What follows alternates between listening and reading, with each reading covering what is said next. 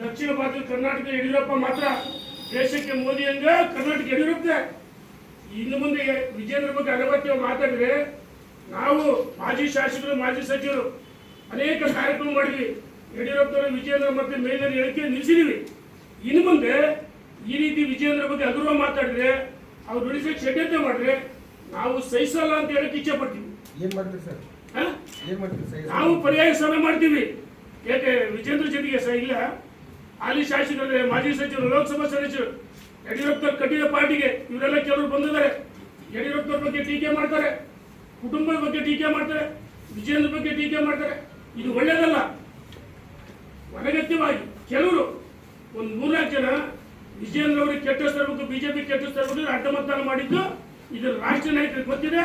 ಯಾವ ಸಂದರ್ಭದಲ್ಲಿ ಯಾವ ತೀರ್ಮಾನ ಮಾಡಬೇಕು ಅದಕ್ಕೆ ಉತ್ತರ ಮೇಲೆ ಕೊಟ್ಟರೆ ವಿಜೇಂದ್ರ ಅವರ ನೇತೃತ್ವದಲ್ಲೇ 2028 ನಾವು ಚುನಾವಣೆಗೆ ಹೋಗ್ತೀವಿ, ಮತ್ತೆ ಅಧಿಕಾರಕ್ಕೆ ಬರ್ತೀವಿ. ಇದು ಒಳ್ಳೇದಲ್ಲ ಅಂತ ಹೇಳಿ ಇಚ್ಛೆ ಪಡ್ತೀನಿ. ಮಾತಾಡೋದು ಮಾತಾಡಿರಿ. ರಾಷ್ಟ್ರೀಯ ನಾಯಕರು ಈಗ ವಿಜೇಂದ್ರನ ಅಧ್ಯಕ್ಷ ಮಾಡಿದ್ರು, ಅದೇ ರಾಷ್ಟ್ರೀಯ ನಾಯಕರು ಚೇಂಜ್ ಮಾಡಿದ್ರೆ ಏನು ಅಂತ ರಾಷ್ಟ್ರೀಯ ನಾಯಕರು ಬದಲಾವಣೆ ಮಾಡ್ತೀವಿ ಅಂತ ಎಲ್ಲೇನಿಲ್ಲ. ಕೆಲವರು ಹೋಗಿ ಮಿಸ್ಗೈಡ್ ಮಾಡ್ತಾ ಇದ್ದಾರೆ.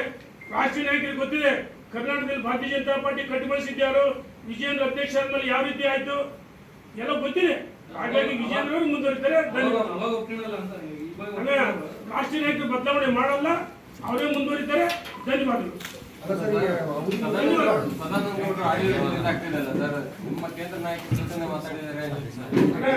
ನಾನು ಹೇಳಿದ ಯಡಿಯೂರಪ್ಪನವರು ಕಟ್ಟಿದ ಪಾರ್ಟಿಯಾಗಿ ಯಡಿಯೂರಪ್ಪನವರು ಅಧಿಕಾರ ಮುಖ್ಯಮಂತ್ರಿಯಾಗಿ ಇವರೆಲ್ಲ ತ್ಯಾಗ ಮಾಡಿದ್ರು.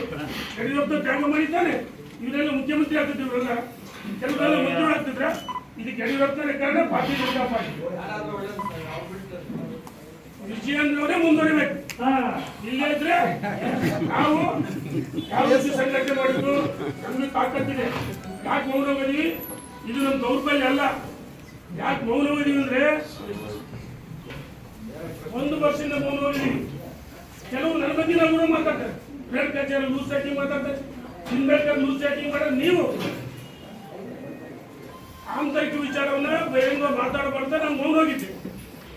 ಆಂತರಿಕ ವಿಚಾರದಿಂದ